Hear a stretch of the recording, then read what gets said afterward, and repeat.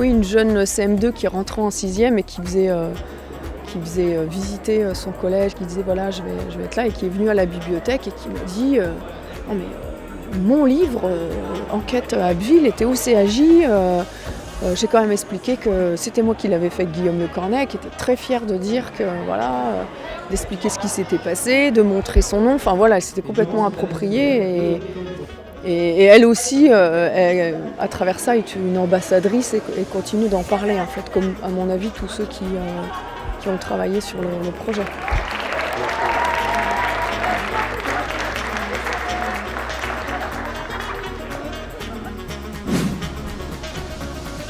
Donc voilà, je vous laisse tout ça.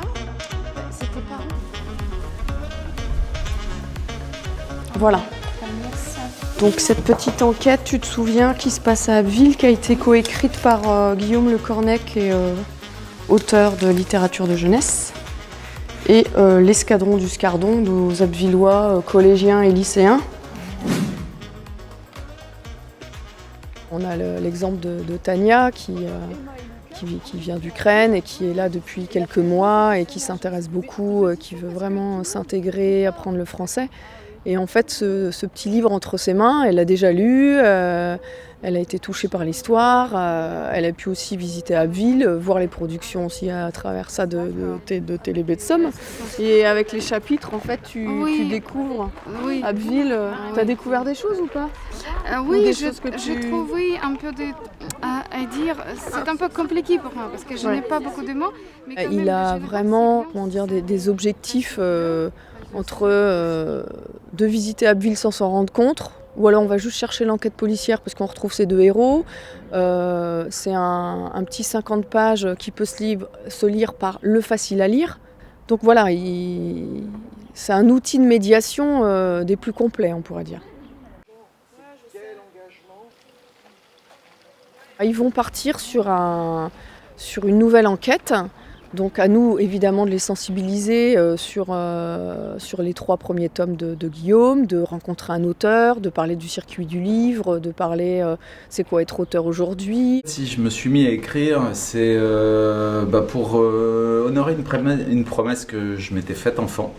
Après avoir lu mes premiers bouquins, et notamment mes premiers Arsène Lupin, je me suis promis en fait que j'écrirais un jour des bouquins.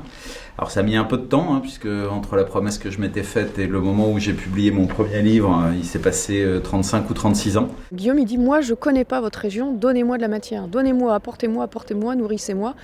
Et voilà, et c'est à travers ces échanges qu'en fait se bâtit une première ébauche. Et puis après, il a aussi un passage où il explique comment on écrit du polar. C'est quoi l'effet déclencheur, les personnages, etc.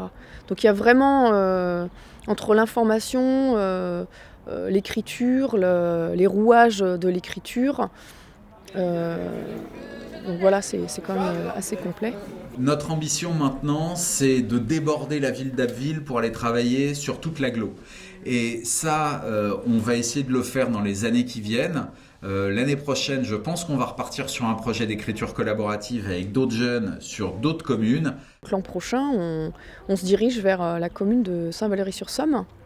Donc on va travailler avec 2 classes de collège de Saint-Val et aussi 2 classes de lycée, parce que en fait sa littérature c'est quand même pré-ado, donc on va aussi chercher des plus grands, des secondes et des premières, et puis qui n'habitent pas forcément à Abbeville, et tant mieux. Et ça sera aussi à eux de nous parler un peu de leur trésor, enfin un petit peu ce qui s'y passe chez eux, ce qu'il y a à voir, donc, et qui va toucher plutôt la côte.